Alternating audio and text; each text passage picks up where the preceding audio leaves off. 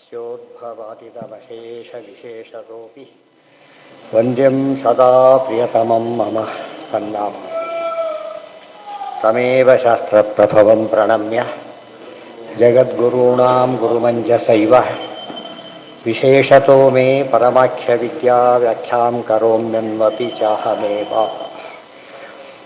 ओम ओम अथातो मगिज्ञासावो। ಈಗ तत्र अन्यत्र प्रसिद्धानां लिंगनाम्नां पुनर्हरिः विशेषान् मुख्यतो वृत्तिं स्वस्मिन्नेव अत्र वक्ति अजः।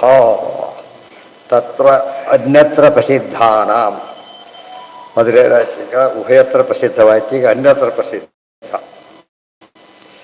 ಅಂದರೆ ಸಾಮಾನ್ಯವಾಗಿ ಅದು ದೇವ್ರ ನೆನಪ ಬೇರೆ ಕಡೆನೇ ಮನಸ್ಸೋಗ್ಬಿಡುತ್ತೆ. ಅಂಥ ಶಬ್ದಗಳು ಕೂಡ ಯಾರನ್ನು ಹೇಳುತ್ತೆ? ಮುಖ್ಯವಾಗಿ ದೇವರನ್ನೇ ಹೇಳ್ತಾ ಇದೆ.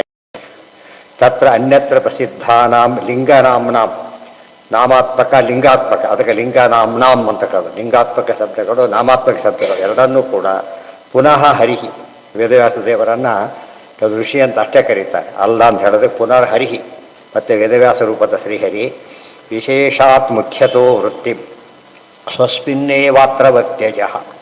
ವಿಶೇಷತಃ ಮುಖ್ಯ ವೃತ್ತಿಯಲ್ಲಿ, ಪರಮ ಮುಖ್ಯ ವೃತ್ತಿಯಲ್ಲಿ ಯಾರನ್ನು ಹೇಳ್ತಾ ಇದೆ? ತನ್ನನ್ನೇ ಹೇಳ್ತಾ ಇದೆ ಅಂತ ಪರಮಾತ್ಮ ಹೇಳ್ತಾ ಇದ್ದಾರೆ. ವಿಷ್ಣಾವೇಶಾತ್ಮ ವಿಷ್ಣು ಏವ ಆತ್ಮಶಬ್ದಸ್ಯ ರೂಢತ್ವಾನ್ನ ಶಿವಾದಿಕಾನ್ ಶ್ರುತಿರ್ವಕ್ತಿ ಅಖಿಲೇಶತ್ವಾತ್. ಅಲ್ಲೇನು ಆತ್ಮಶಬ್ದ ಇದೆ, ಆತ್ಮೇತಿತು ಉಪಗಚ್ಚಂತಿ, ಅದು ಮುಂದೆ ಬರುತ್ತೆ ಸೂತ್ರದಲ್ಲಿ. ಮತ್ತೆ ಆತ್ಮಾನಮೇವ ಉಪಾಸೀತ ಹೀಗೆಲ್ಲ ಬರುತ್ತೆ. ಅಲ್ಲಿ ಹೇಳಬೇಕಾದ್ರೆ ಇಲ್ಲಿ ಆತ್ಮ ಅಂತ ಬಂದಿದೆ. ಆತ್ಮ ಅನ್ನೋ ಪದ ಆತ್ಮ ಬರೀ ಚೇತನ ಅನ್ನೋ ಅರ್ಥ ಕೊಡುತ್ತೆ ಹೊರತು ಏನಂತ ಅರ್ಥ ಕೊಡೋದು? ಆತ್ಮನ ಮನಸ್ಸು ಅಂತ ಅರ್ಥ ಇದೆ, ಚೇತನ ಅಂತ ಅರ್ಥ ಇದೆ, ದೇಹ ಅಂತ ಅರ್ಥ ಇದೆ. ಇದು ವಿಷ್ಣುವಾಚಕ ಹೇಗಾಗುತ್ತೆ ಅಂದರೆ ವಿಷ್ಣುವೇವ ಆತ್ಮಶಬ್ದಸ್ಯ ರೂಢತ್ವಾನ್ನ ಶಿವಾದಿಕ. ಇದೆಲ್ಲ ಸಾಮಾನ್ಯರಿಗೆ ಗೊತ್ತಿರೋ ವಿಚಾರ. ಆದರೆ ಮುಖ್ಯವಾಗಿ ಆತ್ಮಶಬ್ದ ವಿದ್ವಾಂಸರ ದೃಷ್ಟಿಯಲ್ಲಿ ಮೊದಲು ಯಾರು ಜ್ಞಾಪಕ ಬರ್ತಾರೆ? ವಿಷ್ಣುವಲ್ಲೇ ರೂಢಿಯಲ್ಲಿದೆ ಹೊರತು ಬೇರೆ ಕಡೆಗಿಲ್ಲ. ನಾ ಶಿವಾದಿಕಾನ್, ಶಿವಾದಿಗಳನ್ನು ಹೇಳೋದಿಲ್ಲ, ವಿಷ್ಣುವನ್ನೇ ಹೇಳ್ತಾ ಇದೆ. ಅದಕ್ಕೆ ಏನಂತ ಕರೆದಕ್ಕೆ ಸ್ವಶಬ್ದ ಅಂತ ಕರೆದು. ಸ್ವಶಬ್ದ ಅಂದ್ರೇನು? ಪರ್ಸನಲ್ ಫೋನ್ ನಂಬರ್ ಅಂತ ಕೊಡ್ತಾನೆ, ಬೇರೆ ಯಾರು ಅವನಿಗೆ ಹೋಗಬೇಕು. ದೇವರನ್ನೇ ಹೇಳ್ತಕ್ಕಂಥ ಪರ್ಸನಲ್ ನೇಮ. ಆದ್ದರಿಂದ ಎಂದೂ ಕೂಡ ಏನಲ್ಲ ಅನ್ಯತ್ರ ಅಂತ ಏನು ತಿಳ್ಕೊಂಡ್ರೆ ಅನ್ಯತ್ರ ಅಲ್ವೇ ಅಲ್ಲ, ಅದು ವಿಷ್ಣುವದೇ ಹೇಳ್ತಕ್ಕಂಥ ಪದ ಆಗಿದೆ.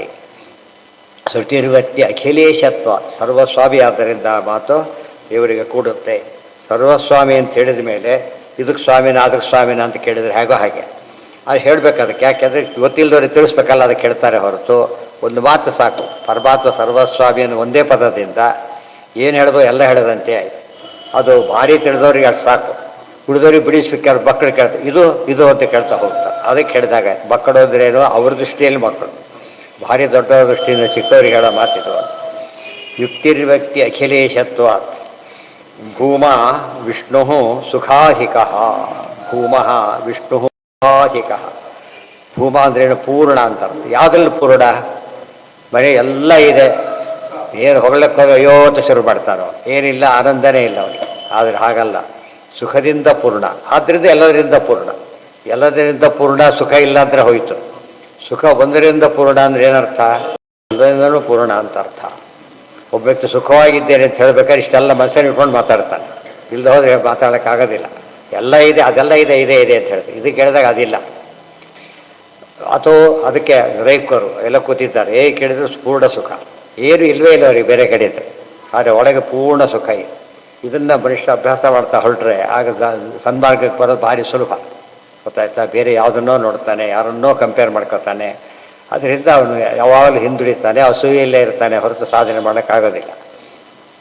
ಅಥೋ ವಿರುದ್ಧವದ್ಭಾತಮಪಿ ವ್ಯಾಖ್ಯಾಯ ತತ್ವತಃ ಯೋಜನೀಯಂ ಹರೌ ವಾಕ್ಯಂ ವಿರುದ್ಧೈರ್ಲಕ್ಷಣೈರ್ಯುತಂ.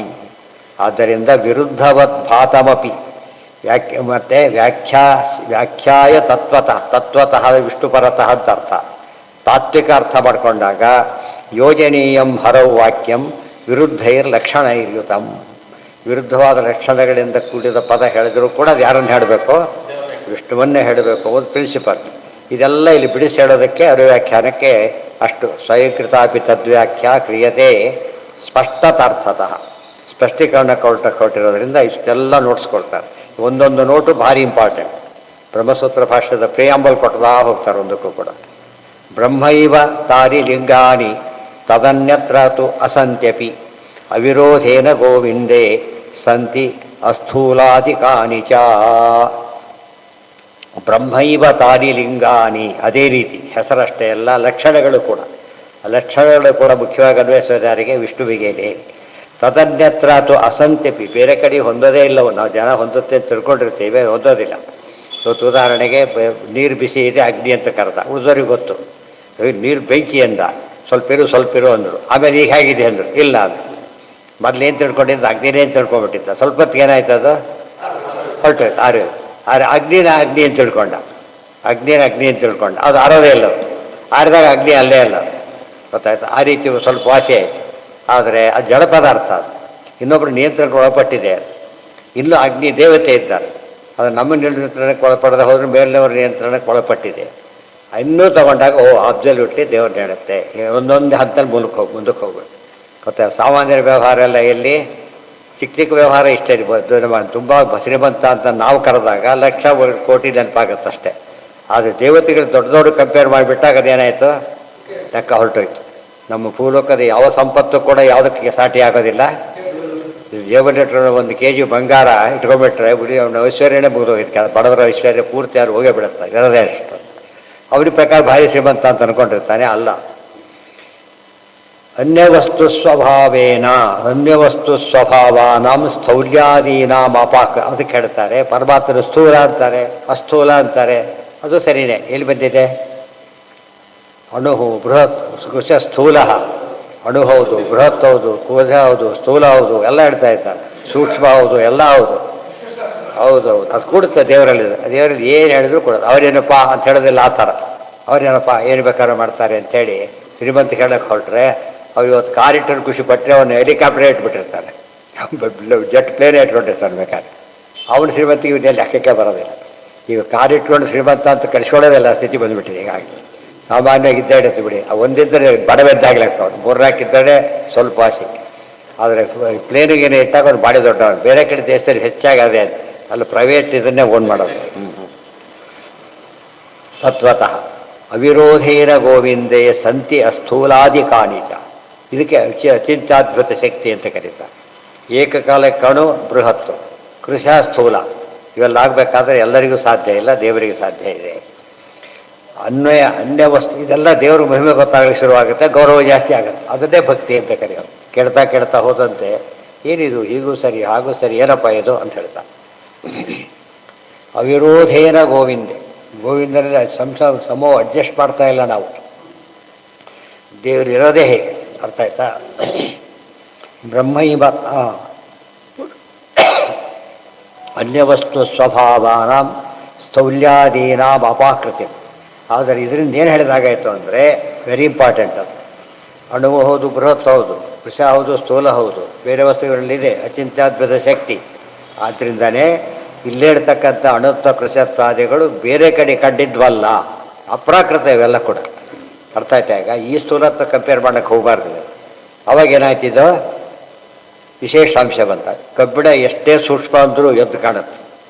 ಆದರೆ ಇದು ಹಾಗಲ್ಲ. ಎಷ್ಟು ಸೂಕ್ಷ್ಮ ಅಂದರೆ ಇವು ಅಷ್ಟು ಸುವರ್ಣನ ಅವನ್ನ ಕೊಟ್ಟ ಚಿನ್ನಕ್ಕೂ ಅದು ಆ ಶೇಪ್ ತೊಗೊಂಡು ನೋಡ್ಬಿಟ್ಟು ಆಶ್ಚರ್ಯ ಪಟ್ಬಿಡ್ತಾರೆ. ಎಷ್ಟೆಷ್ಟು ಕಬ್ಬಿಣದಲ್ಲಿ ವೆರೈಟಿ ಮಾಡೋಕ್ಕೆ ಬರುತ್ತೆ, ಅದರೊಳಗೆ ಸಾಧ್ಯನೇ.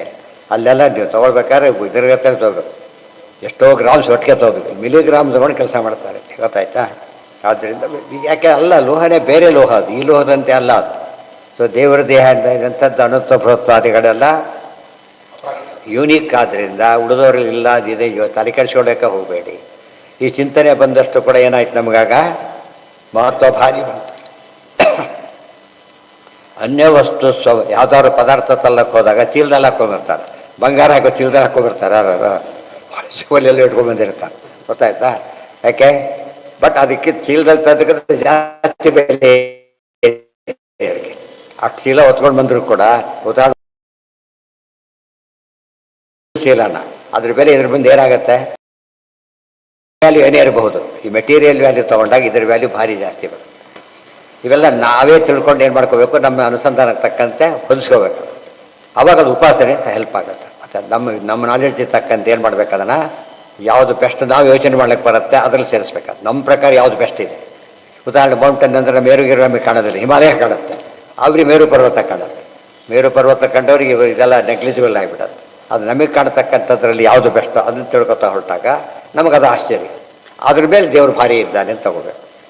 ಸರ್ವಧರ್ಮ ನಾರಾಯಣೇ ಶ್ರುತಿರ್ಭಕ್ತಿ ನತು ತಸ್ಯ ಅಸ್ವಭಾವತ. ಇಷ್ಟೆಲ್ಲ ಹೇಳಿದ್ರು ಕೂಡ ಅಣುವಾಗಿರೋದು ಸ್ವಭಾವ, ದೊಡ್ಡದಾಗಿರೋದು ಸ್ವಭಾವ. ಯಾರು ಈಗಾಗ್ಬಿಟ್ಟಿದೆ, ಯಾಕೆ ಹೀಗಾಗ್ಬಿಟ್ಟಿದೆ ಇದಕ್ಕೆ ಅಂತ ಕೇಳಿದ್ರೆ ಯೋಚಿಕಾಗ್ಬಿಟ್ಟೆ ರೋಗ ಅಂತ ಹೇಳ್ತಾರೆ. ದೇವರಿಗೆ ರೋಗ ಬಿಟ್ಟು ಕೃಷಿ ಆಗ್ತಾನಾ? ಇಲ್ಲ, ಅದು ಸಹಜ, ಅದು ಅಪ್ರಾಕೃತವಾಗಿದ್ದದ್ದು, ಸ್ವಾಭಾವಿಕವಾಗಿ ಆಗಿದ್ದಾನೆ. ಕೆಲವರು ಇರ್ತಾರೆ ಹೀಗೆ ಇರ್ತಾರೆ, ಇಲ್ಲಿ ಇರೋದೇ ಹಾಕಿರಿ ಅವರು ಎಷ್ಟು ಬಡಿಸೋರು ಇಷ್ಟೇ ಇರ್ತಾರೆ. ಅದೊಂದು ದೋಷ, ದಪ್ಪನೇ ಆಗ್ತಾ ಇಲ್ಲ ನೋಡಿ, ಅದೊಂದು ರೀತಿ ದೋಷ. ಸಣ್ಣದಾಗಲಿ ಬರಲ್ಲ ಇವನಿ ದೋಷ, ದೊಡ್ಡದಾಗಲಿ ಭಾರಿ ದೋಷ, ದೊಡ್ಡದಾಗಿದ್ದಾರೆ ದೋಷ, ಸಣ್ಣವನಾಗಿದ್ದಾರೆ ದೋಷ. ಎಷ್ಟು ರೀತಿಯಲ್ಲಿ ನೋಡಿದ್ರು ದೋಷದಲ್ಲೇ ಎಂಡಾಗಿಬಿಡುತ್ತೆ. ದೇವರಲ್ಲಿ ಮಾತ್ರ ಅಂತ ಪ್ರಸಕ್ತಿ ಇಲ್ಲ. ಇವೆಲ್ಲ ಥೀರಿ, ಎಷ್ಟು ಥೀರಿ ಇದೆ. ಕೃಷ್ಣ ಏನು ಮಾಡಿದ ತಕ್ಷಣನೇ ತೋರಿಸ್ದ ರೂಪನ, ಸ್ವಲ್ಪ ತಿರುವಂತ ಹೇಗೆ ಮಾಡಲಿಲ್ಲ, ನೋಡ್ತಿರ್ಲಿಕ್ಕೇನೆ ತೋರಿಸ್ದ. ಆ ರೂಪ ಇಮಿಡಿಯೇಟ್ ಆಗಿ ಬಂತೆ, ಕಷ್ಟ ಮಾಡಿಸೋದಕ್ಕಾಗೋದಿಲ್ಲ. ಆ ಕಾಣ್ತಾ ಅದು ವಿಶ್ವರೂಪನೇ, ಲೋಕಕ್ಕೆ ಕಾಣಿಸೋದಿಲ್ಲ. ಅದು ಹಾಗೆ ಇದ್ದ ಇನ್ಸ್ಟೆಂಟ್ ಆಗಿ. ಸಾಮಾನ್ಯವಾಗಿ ಎಷ್ಟು ಕಷ್ಟಪಟ್ಟು ಬರಲಾರ ಇನ್ಸ್ಟೆಂಟಾಗಿ ತೋರಿಸ್ತಾರೆ ಅಂದರೆ ಅದು ದೇವರ ಭಾರಿ ಮಹಿಮೆ. ವಾಯುದೇವರ ಮಹಿಮೆ ಹೇಳ್ಬೇಕಾದ್ರೂ ಹಾಗೆ ಹೇಳ್ತಾರೆ. ಭಾರಿ ದೊಡ್ಡ ದೊಡ್ಡ ಕೆಲಸ ಮಾಡ್ತಾರೆ, ಎಫರ್ಟ್ಲೆಸ್ ಮಾಡ್ತಾರೆ. ಇದೆಲ್ಲ ದೇವರಿಗೆ ನಮಗೆ ಅರ್ಥ ಮಾಡಿ ಸುಲಭ ಆಗುತ್ತೆ. ಜೀವೋತ್ತಮರಾಗಿ ಇವರೇ ಹೀಗಿದ್ದಾಗ ಅವ್ರು ಹೇಗಿರ್ಬೋದು. ಸೊ ವಾಯುದೇವರ ಮಹಿಮೆ ಎಲ್ಲಿ ಎಂಡಾಯಿತು? ದೇವರಲ್ಲಿ. ವಾಯುದೇವರ ಮಹಿಮೆ ಯಾತ್ರೆಗಳನ್ನ ತಿಳ್ಕೊಬೇಕು ಅಂದರೆ ಅವ್ರ ಮಹಿಮೆ ಒಂದು ರೀತಿಯಲ್ಲಿ ನಮಗೆ ತಲೆಗೆ ಹೋಗುತ್ತೆ. ಆ ಹೋದಾಗ ಅದು ಭಾರಿ ಕಡೆ ಫುಲ್ ಉಪಯೋಗ ಇಲ್ಲ ಅಂತ ಹೇಳಿದ ತಕ್ಷಣ ಆಗ ಎಷ್ಟು ದೊಡ್ಡದಿರ್ಬೋದು. ಈ ಕಾರಣ ಬರೋದು ನೋಡ್ತೀವಿ. ಏನು ಗಟ್ಟಲೆ ಕೊಡ್ತೇವೆ ನಾವು, ಕೆ ಜಿ ಗಟ್ಟಲೆ ಪಟ ಪಟ ಪಟ ಕೊಡ್ತಾ ಇದ್ದಾರೆ. ಕೇಳಿದ್ರೆ ಲೆಕ್ಕನೇ ಇಲ್ಲದವರೆಗೂ ಬೇಕಾಷ್ಟು ಒಳಗಡೆ ಅಂತ ಹೇಳ್ತಾರಲ್ಲ, ಆ ವೈಭವ ಕಾಣಬೇಕು ನಾವು. ಆ ಸುವರ್ಣದ ಅಂಗಡಿ ಎಂದೂ ಹೋಗದೇ ಇದ್ದಾಗೆ ಬಂಗಾರದ ಸ್ವಭಾವ ಅರ್ಥ ಆಗೋದಿಲ್ಲ. ಆ ಸುವರ್ಣದ ಅಂಗಡಿ ಶಾಸ್ತ್ರಗಳನ್ನು ಹೆಣ್ಣು ಬಂಗಾರದ ಅಂಗಡಿಗಳಿದ್ದಾಗ ಅಲ್ಲಿ ಹೊರ ಜಗಜಗಿಸೋದು ಅಂತ ಕೇಳ್ತೇವಲ್ಲ, ಭಾಳ ಹೊಡಿತಾ ಇರುತ್ತೆ. ಈ ಹಾರ್ಡ್ವೇರ್ಗೆ ಹೋಗಿ ಜಗಸ ಏನು ಜಗಜಗಿಸ್ಬೇಕು ಸಾಧ್ಯನೇ ಇದೆ. ಅದು ಮುಟ್ಟು ಓಡಾಡೋದು ಅವನೇ ಕಪ್ಪಾಗಿಬಿಟ್ಟಿರ್ತಾನೆ. ದೇವರಿಗೆ ಸ್ವಭಾವ ಇದೆ. ಕೃಷಿವಾಗಿರೋದು ಸ್ವಭಾವ, ಅಡವಾಗಿರೋದು ಸ್ವಭಾವ, ಇದು ಸ್ವಭಾವ, ಅದು ಸ್ವಭಾವ. ಎಷ್ಟು ಮಹಿಮೆ ಅದೆಲ್ಲ ಕೂಡ. ಅಸ್ವಭಾವ ಯಾವುದು? ದೇವರಿಗೆ ನಾಟಕ ಮಾಡ್ತಾರೋ ಅಸ್ವಭಾವ. ಸೀತಾ ವಿಯೋಗ ಆಯ್ತಾ, ಅದು ಅಲ್ಲಿ ನೋಡಿ ಗೊತ್ತಾಗ ಸುಳ್ಳೆ ನಾಟಕ ಮಾಡ್ತಾರೆ ರೀ, ಭಾರಿ ಇದೆ ಅವರಲ್ಲಿ. ಎಷ್ಟೋದ್ರೆ ನಾವೇ ಹೇಳೋದಿಲ್ವಾ ಬಿಟ್ಟಕ್ಕೆ ಏನಿಲ್ಲ ಹೋಗ್ತಾರಂತ, ಏನಿಲ್ದಾರು ಬಸ್ ಹಾಕ್ಕೊಂಡು ಕೂತಿರ್ತಾನೆ, ಹೋಗಿ ಬಸ್ ಹತ್ಲಕ್ಕೆ ಹೋಗ್ತಾರಾ, ಏರ್ಪೋರ್ಟ್ಗೆ ಹೋಗಿರ್ತಾನೆ, ಏನಿಲ್ದಾನೆ, ನೀನು ಕೊಡೋದಕ್ಕೇನೂ ಇಲ್ಲ. ಆದ್ದರಿಂದ ದೇವ್ರ ರೀತಿಯೇ ಬೇರೆ.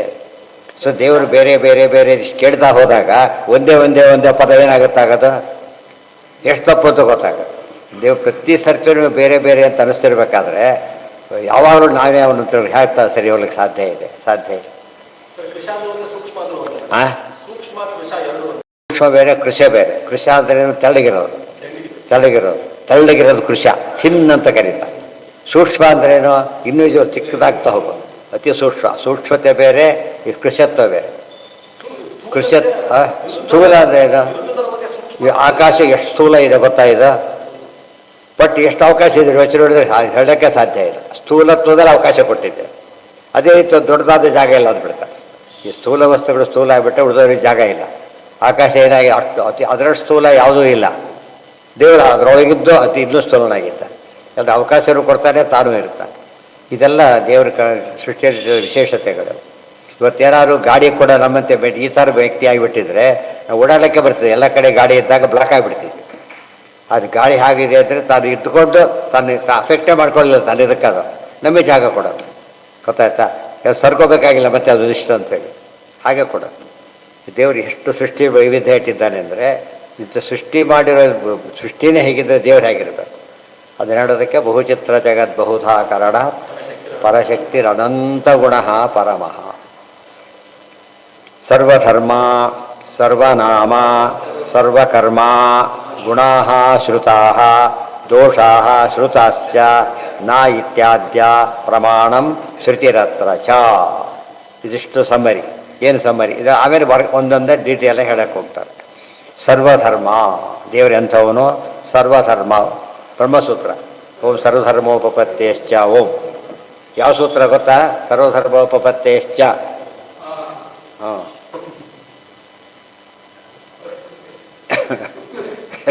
ಮೊದಲೇ ಪಾದದ ಕೊನೆಯ ಸೂತ್ರ ಸರ್ವಧರ್ಮೋಪತ್ಯಶ್ಚ.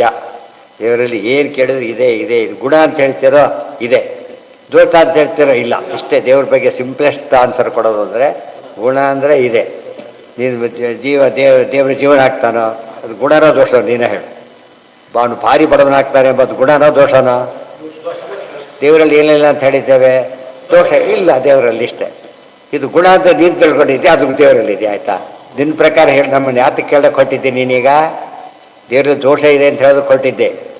ನಿನ್ನ ಪ್ರಕಾರ ಗುಣ ಅಂದಮೇಲೆ ಒಪ್ಕೋತೀನಿ ಗಂಟೆ ಈಗ ಇಲ್ಲ ಇಲ್ಲ ದೋಷ ಅಂತ ಒಪ್ಪಬೇಕು. ಅವ್ರು ಒಪ್ಪಿದ ತಕ್ಷಣ ಇಲ್ಲ ಅಂತ ಆಗ್ಬಿಡೋದು. ದೋಷ ಅಂದರೆ ಇಲ್ಲ, ಗುಣ ಅಂದರೆ ಇದೆ.